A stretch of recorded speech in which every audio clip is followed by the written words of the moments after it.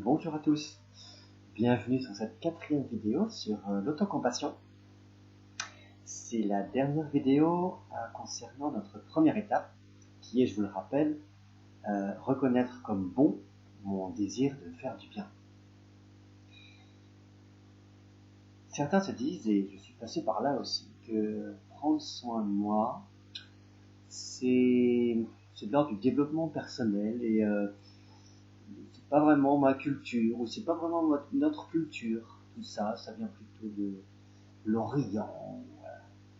Alors dans cette vidéo, je vais montrer que l'autocompassion, prendre soin de soi, c'est naturel. Et puis c'est aussi notre culture, puisque un de nos adages les plus populaires nous y invite. L'autocompassion d'abord, c'est quelque chose de naturel. Imaginez, vous êtes, c'est le soir, la fin de journée plutôt, avant le dîner, vous faites les devoirs avec les enfants, et puis vous jouez, je ne sais pas, avec un stylo ou avec un papier, vous vous coupez, ça saigne. Naturellement, vous allez vous soigner, même si vos enfants ont besoin de vous pour leurs devoirs. C'est naturel, c'est évident. Un autre exemple, je suis dans le métro, un homme s'approche de moi avec des intentions mauvaises. Qu'est-ce que je fais? Je sors du métro, si possible, ou j'appelle la sécurité, bref. Je prends soin de moi, je me protège. C'est naturel, c'est évident. Dernier exemple, je suis en réunion importante. J'apprends le décès d'un proche. Bien sûr, je quitte la réunion pour rejoindre ceux que j'aime et traverser l'épreuve. C'est naturel, c'est évident. L'autocompassion, c'est naturel. Alors pourquoi, quand j'échoue, je culpabilise au lieu de me consoler, m'encourager? Pourquoi, quand je stresse, je serre les dents au lieu de me détendre? Pourquoi, quand une relation m'indispose, je m'oblige à rester au lieu de prendre de la distance? Pourquoi, quand je me sens pas à la hauteur, je m'en veux au lieu de me réconforter? C'est parfois bien compliqué. J'évoquais un adage populaire qui va dans le sens de l'autocompassion. Un adage qui vient de notre culture. Cet adage, le voici. Aime ton prochain comme toi-même.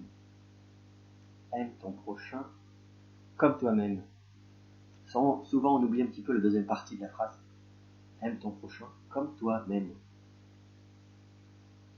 Je retire deux choses de cet adage. La première, c'est que la qualité d'amour que tu as pour toi se ressentira dans ton amour pour autrui. C'est-à-dire que mieux tu t'aimes, mieux tu aimeras. Mieux tu t'aimes, mieux tu aimeras. Donc, aime-toi. Un autre enseignement de cet adage, c'est que la manière dont tu aimes autrui dit quelque chose de ton amour pour toi-même. Ta gentillesse pour autrui dit quelque chose de ta gentillesse pour toi-même. Si tu es patient avec autrui, ça dit quelque chose de ta patience envers toi-même. Ta tolérance pour autrui dit quelque chose de ta tolérance pour toi-même. Et même que l'inverse, ton intolérance pour autrui dit quelque chose à la longue de ton intolérance pour toi-même. Du coup, ça nous invite à être attentifs à mes actes altruistes, et en particulier les actes altruistes spontanés, qui sont faits sans réfléchir. Moi je me dis, si je suis capable d'actes altruistes, d'actes d'amour spontanés, ça dit quelque chose de mon amour pour moi-même. Voilà, et pour terminer, un peu de pratique. On a dit tout à l'heure, mieux tu t'aimes, mieux tu aimeras. C'est un adage populaire qui vient de l'évangile, qui vient donc de notre culture. Donc mieux tu t'aimes, mieux tu aimeras. On considère en général, en particulier c'est Gary Chapman qui développe ça dans son livre Les langages de l'amour, que on a 5 manières d'exprimer son amour. Il y a les moments de qualité, partager un moment rien qu'avec l'autre pour lui montrer que je l'aime, sans ordinateur, sans portable, sans rien qu'avec l'autre. Deuxièmement, les cadeaux, je vais montrer mon amour à quelqu'un, je lui offrant des cadeaux. Troisièmement, le toucher, prendre sa main, mettre une main sur l'épaule, l'embrasser, le câliner, etc. Quatrièmement, les paroles valorisantes, les compliments. Certains, pour montrer leur amour, spontanément, vont dire à l'autre, oh, t'es beau, t'es belle. Et enfin, rendre service. Un dernier langage pour montrer qu'on aime quelqu'un. Voilà, on a tous un langage, voire deux langages qui nous sont naturels. Et donc je vous invite là dans cette pratique à vous montrer de l'amour à vous-même par un de ces langages. Je vais redire un petit peu les 5 langages. Soyez attentifs au ressenti que vous avez en entendant ces différents langages-là. Et dans les jours qui vont venir, montrez-vous de l'amour à travers l'un de ces langages-là. Mieux tu t'aimes, mieux tu aimes. Si ton langage d'amour est celui des moments de qualité, eh bien, prends un temps pour toi. Prends un bon temps pour toi. Avec une activité que tu aimes, quelque chose qui te fait du bien, chez toi, dans la nature, au cinéma, que sais-je. Un moment de qualité. Et tu es seul avec toi, un peu comme partager un bon moment avec un ami. Si ton langage c'est plutôt le langage du cadeau, pour montrer que tu t'aimes, offre-toi quelque chose. Offre-toi quelque chose. Bien sûr, je te laisse libre entre la fleur ou le voyage immobilier. Voilà, fais-toi un cadeau.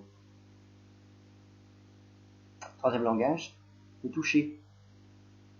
Si pour montrer ton amour, naturellement tu touches plutôt les gens, eh bien offre-toi quelque chose de l'ordre du toucher.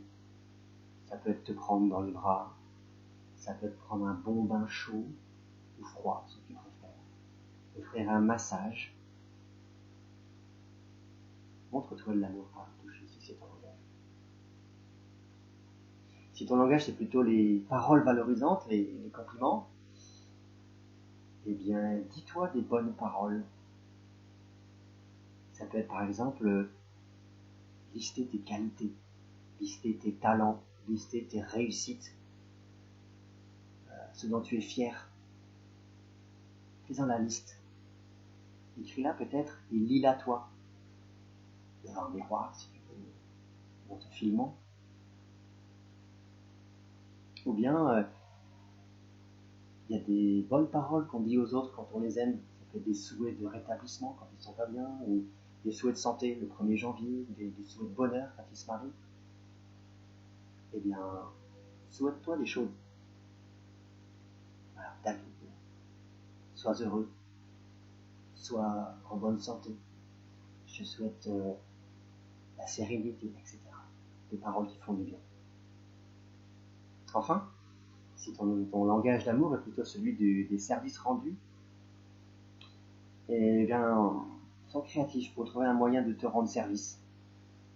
Ça peut être déléguer à quelqu'un une tâche que tu n'arrives pas à faire, qui te saoule au plus haut point. Ça peut être, je sais pas, payer les services d'une aide à domicile pour faire un grand ménage dans ta maison. Voilà, rends-toi service. Mieux tu t'aimes, mieux tu aimeras. Aime ton prochain comme toi-même. Ton désir de te faire du bien est bon. À bientôt.